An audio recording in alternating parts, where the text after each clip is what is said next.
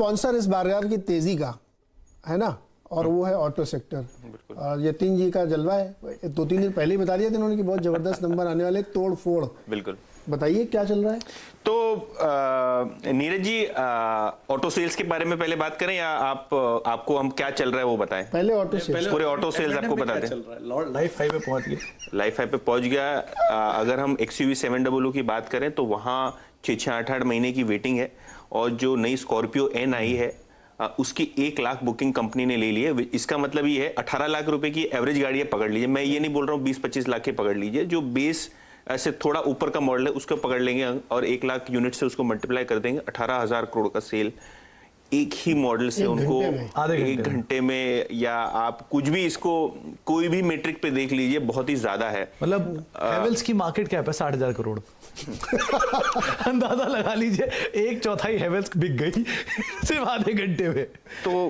तो बहुत ही जबरदस्त तरीके से आपको ऑटो सेल्स आते हुए दिखाई दे रहे हैं। चलिए, बहरहाल ये जो ऑटो सेल्स नंबर्स आए हैं वो थोड़े बहुत मिक्स्ड बैग है। मिक्स्ड बैग इसीलिए है क्योंकि ट्रैक्टर सेगमेंट में थोड़ा बहुत आपको स्लो डाउन दिखा है, 2 व्हीलर में स्लो डाउन लिखा है, लेकिन 4 व्हीलर्स और कमर्शियल व्हीकल्स में आपको तेजी दिख रही है।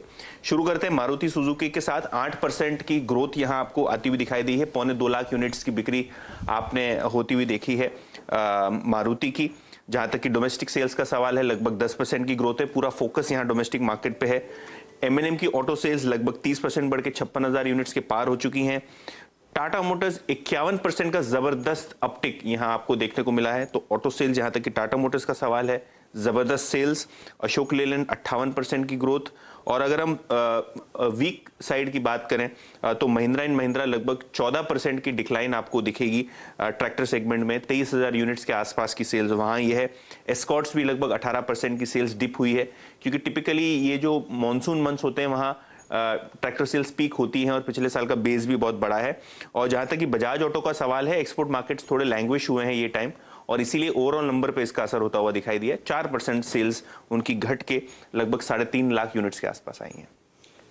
तो ये स्कॉर्पियन के अलावा और दूसरी गाड़ियों में तो बहुत जोरदार चल रहा होगा बिक्री विक्रा।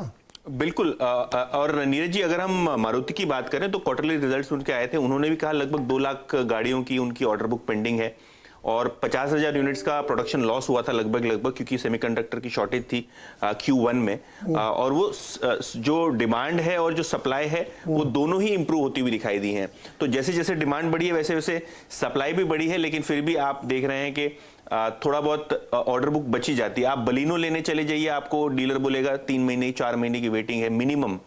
आप मॉडल अगर ऑटोमेटिक कार खरीदना चाहते हैं तो 6 महीने तक की वेटिंग है। किया की सबसे सस्ती वाली सोनेट, बिल्कुल उनका सबसे लोअर मॉडल ना, लोअर मतलब इन टर्म्स ऑफ ब्रांड। हाँ। हमारे किसी रिश्तेदार ने बुक की, अभी तक मिली नहीं उसको बहुत दिन से। नहीं, मैं तो सोच रहा हूँ सोनेट है, सेल्टॉस है, क्रेटा है, XUV 700 है। जो अगर आप UV सेगमेंट में चले जाए ना तो ऑर्डर्स ही ऑर्डर्स हैं।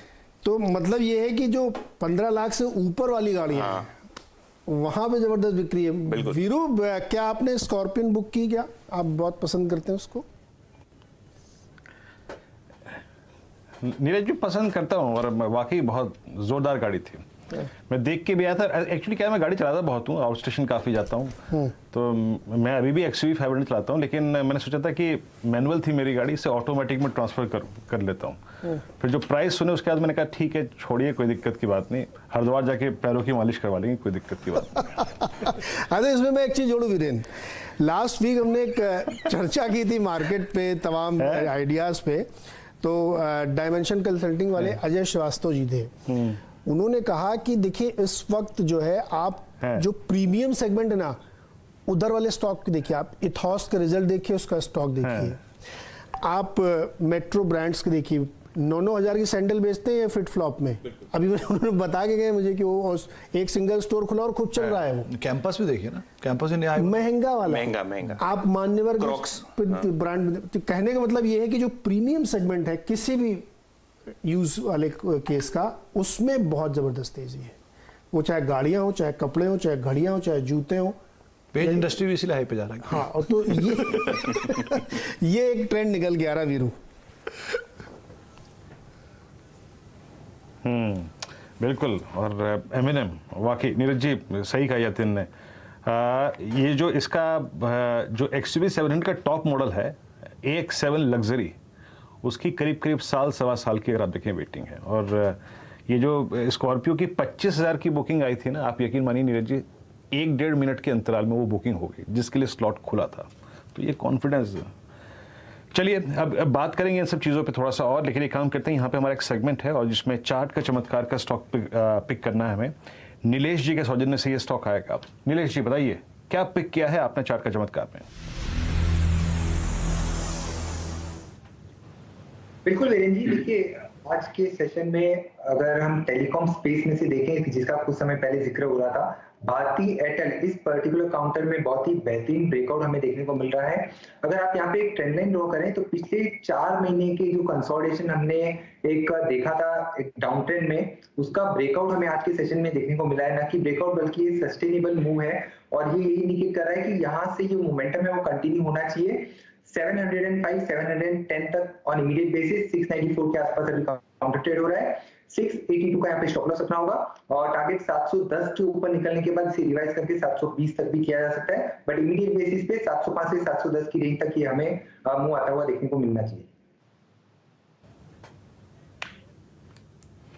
चार्ट का चमत्कार आपकी स्क्रीन पर आप देखें, भारती एयरटेल, ये चार्ट आपने पिक किया है और डे हाई 694 की ट्रेजेक्टरी में आके ट्रेड करता हुआ अच्छा स्विंग दिया है यहाँ पर।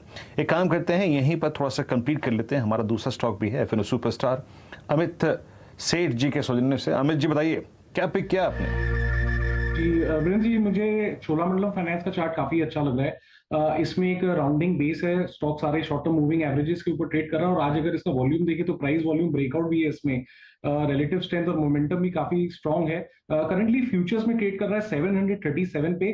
बाय की सलाह है, लगभग स्टॉप लॉस रहेगा 725 रुपए का और टारगेट्स इसके रहेंगे 755 से 760 के।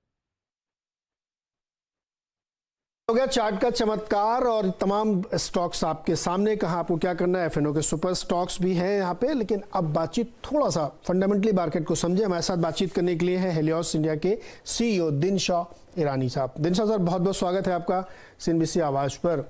और जुलाई का महीना बड़ा खास रहा मार्केट के लिए, बड़ी शानदार रैली और FIs का भी मूड चेंज हुआ ऐसा लग रहा है हम लोगों को। आप लोग कैसे अप्रोच कर रहे हैं इस वक्त मार्केट को? धन्यवाद आपके शो पे आमंत्रित करने के लिए नीरज जी।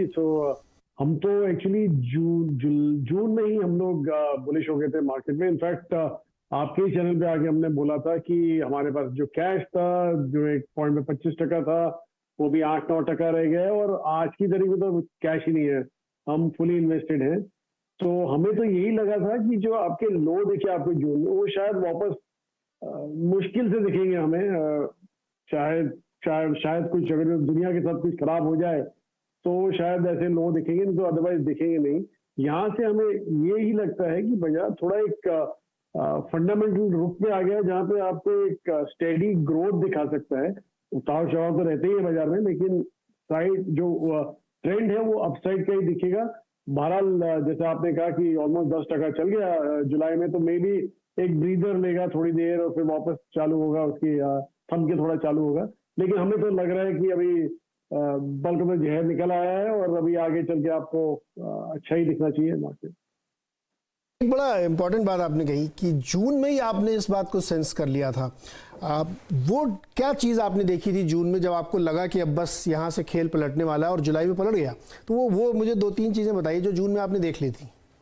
सो बेसिकली हमने जो कॉल लिया था पहले भी, जब कैश रेज किया तो हमारा यही कॉल था कि एक इन्फ्लेशन जो है वो बड़ा ही खतरनाक जानवर हो सकता है बाजार के लिए, क्योंकि उसकी वजह से ना ही आपके अर्निंग्स कम हो जाते हैं बट ऑल्सो वैल्यूएशन कंप्रेस कर जाता है, क्योंकि इन्फ्लेशन इंटरेस्ट रेट बढ़ जाते हैं तो इंटरेस्ट बढ़ते हैं तो वैल्यूएशन कम होते हैं।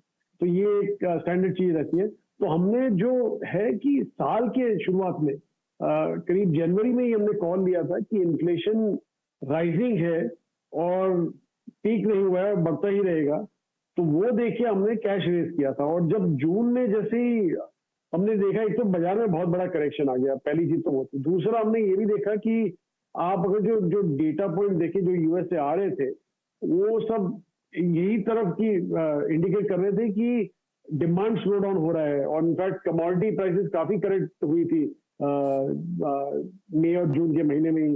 तो वो सब देख के हमने सोचा कि अभी लग रहा है कि इन्फ्लेशन पीक आउट होने को है, और एक्चुअली हमारा कॉल भी यही था कि सितंबर तक पीक आउट हो जाएगा, पर डेटा पॉइंट इतने जल्दी जो चेंज हो गए, टर्न हो गए, लाइक आपने सुना होगा अमेजोन के पास एक्सेस वेयर हाउसिंग स्पेस है, वॉलमार्ट और टारगेट ने अपनी इन्वेंट्री स्लो हो गई थी ये बोला, और कहते हैं मूवमेंट के लिए डिस्काउंट दे रहे थे मैसेज, फ्रेट रेट्स कम हो गए थे चाइना और यूएस के बीच में। तो ये सब जो इंडिकेशन थे वो ऑब्वियस थे कि डिमांड स्लो डाउन लग रहा है आगे। तो अगर जो वो होता है तो ऑब्वियसली आपका इन्फ्लेशन भी पीक आउट ही होने को है। तो हमने ये कॉल लिया कि अभी पीकिंग इन्फ्लेशन सिनेरियो है और अभी जो कैश है अभी रख के फायदा नहीं है, इसलिए डिप्लॉय कर दीजिए, और यहाँ से प्रॉब्ली एक छोटा ही बॉटम दिखेगा तो यही कॉल लिया था हमने, और फॉर्चुनेटली हमारे काम में चल गया। हमारे पक्ष में ये हमारे जो कॉल था वो आ गया बराबर।